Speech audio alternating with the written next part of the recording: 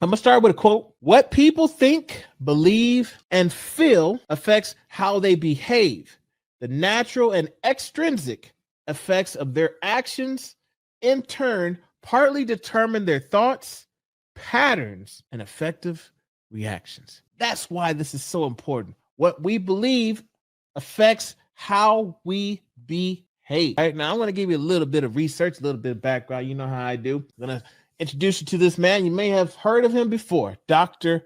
Albert Bandura was a social psychologist, and he did a lot of work. Now, a few things I want to share about the social learning theory. This is what he's known for. Now, you might have heard of behaviorism. Behaviorism is essentially, you think about positive reinforcement, you think about, you get rewards, you think about how if I do these type of things, then I get maybe some intrinsic rewards, which intrinsic means I'm doing this for myself. Going to the gym, losing weight, that's intrinsic. I'm not doing anything beyond that. It's just I want to feel good about myself. Maybe I'm worried about my health, but there's no competition. There's nothing there. But the extrinsic piece, the reward from going to the gym, is you might want to compete. You might want to get on stage. You might want to do some bodybuilding things. And in order to compete, you're wanting to maybe do these diets and workout, things like that, so that you can win an award, win first place, win overall. Okay, so that's the difference between intrinsic motivation and extrinsic motivation. Now, Bandura felt like, all right, I believe in this, but I don't think that this is the only way people learn. He felt like, there's other things that might play a factor in regards to how we tend to learn things. So what he did was he did a series of studies called the Bobo doll experiments. Essentially, what he did was he had kids put them in a room with toys, and then he would have adult actors come into those rooms and essentially just beat up the Bobo doll and mistreat the doll, maybe even scream and yell at the doll. And he did a lot of series of studies, and what he determined from that was people tend to learn based off of what they've seen. They see how someone behaves, and depending on the reaction that comes from that behavior, they might want to incorporate those behaviors themselves. And you got to follow me because I'm going to share why all of this makes so much sense from a sense of belonging standpoint. Now, essentially, we learn by example. Let me give you a classroom situation. Imagine you're in a classroom, or maybe your students are sitting in the classroom.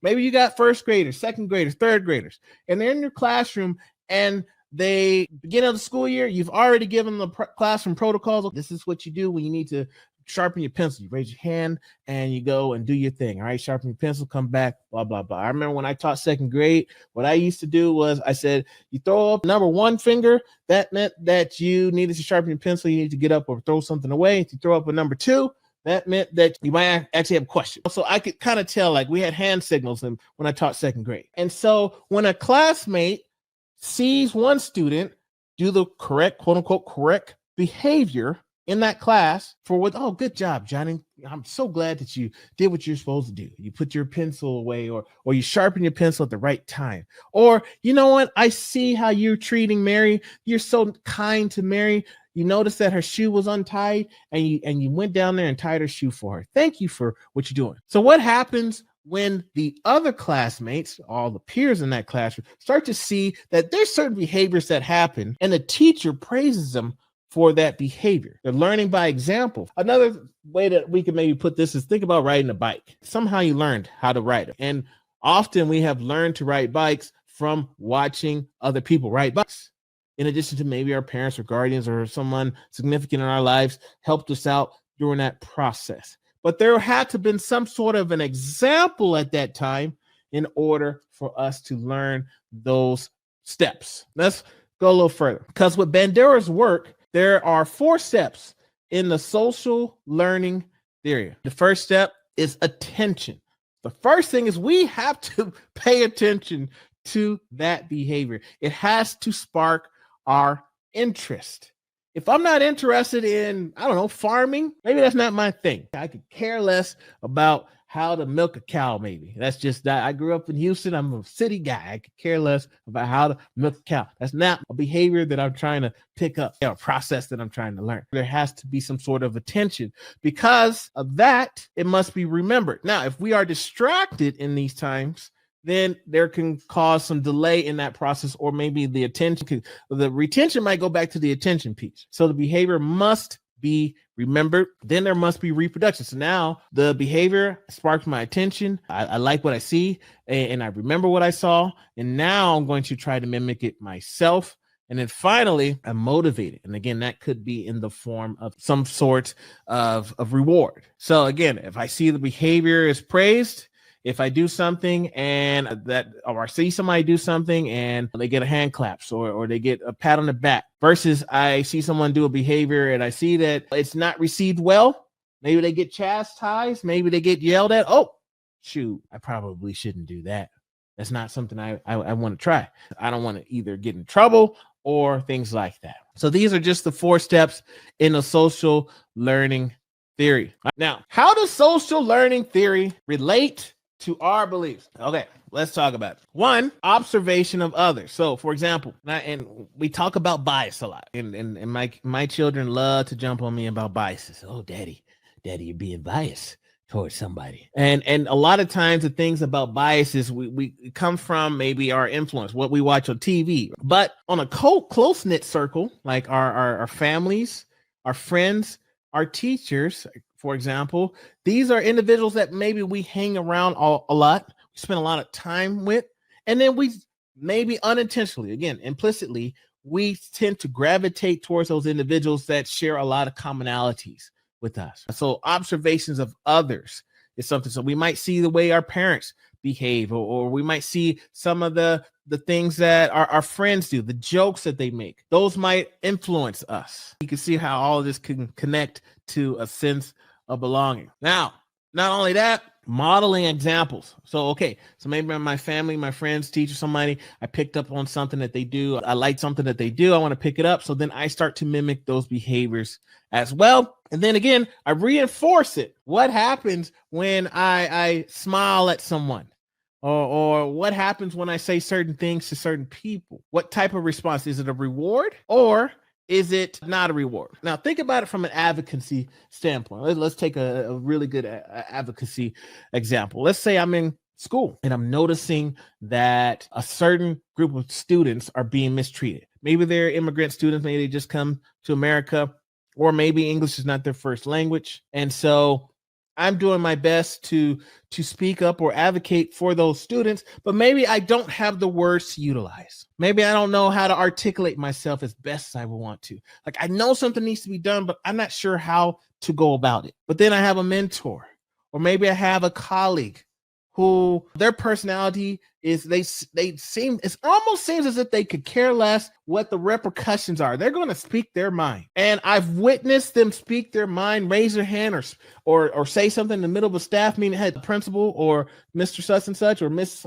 such and such. This is not right. We need to revisit this. And I watched that behavior of that colleague, and I watch how the response is given. Maybe their supervisor responds a certain way. Maybe the overall response from the room is a certain way. Now I had to consider, I might consider, okay, is that the tactic that I want to take when it comes to this? I get a lot of principals, I get a lot of district folks, I get a lot of DEI, diversity, equity, inclusion individuals that reach out to me. They say, Sheldon, I want you to come to my school. I want you to come to my district. I want you to come here. I want you to come there. I want you to speak and do this training. And maybe the training's on asset-based pedagogy.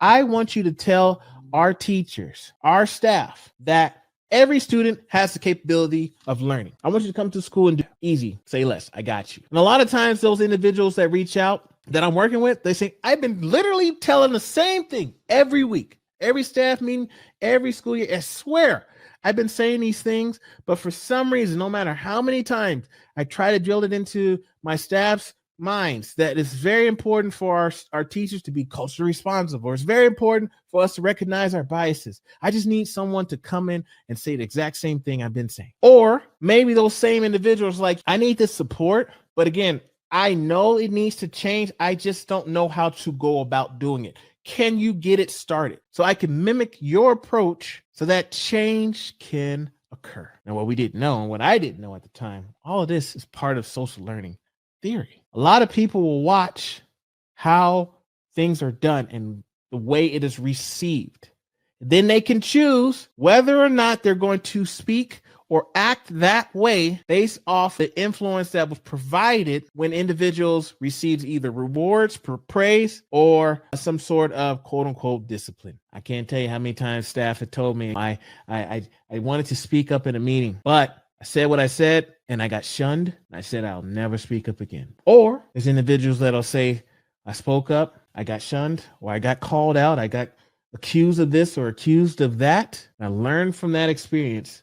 I said, I'm going to approach things differently because of how it happened. Or I saw a friend or a colleague go through this trial, go through this situation. And based off of how they went through it, I just said, I want to do the same thing, but I'm going to approach it differently. I know many of us have decided we're going to do things a little bit differently, especially if you're someone that's watching this and say social justice. I want to be an advocate, but I've learned from my predecessors' mistakes. They didn't do it right.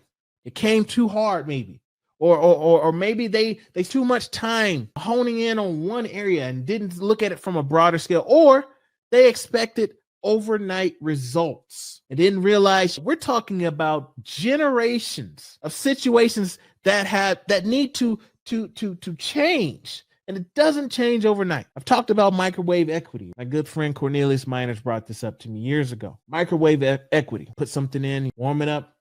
Bing, we're good to go. No, when we're talking about generations of systemic things that have taken place, doesn't change overnight, takes time. But we can learn from people's paths and see if it's better for us to approach it differently. The next thing about social learning theory and our beliefs is the cultural influence, the societal norms that shape our beliefs. And I talk about the embracing culture in our schools, the dominant culture, the idea of, well, we accept you. We want you to come in and be like us. It's okay to be yourself, but just don't be yourself here. How cultural influence shifts our beliefs and the way that we behave, and ultimately shifts the way that our students behave. And then finally, social validation. We're in an age where TikTok, Instagram, Twitter or X, Facebook, all these different, a lot of our young kids don't use Facebook.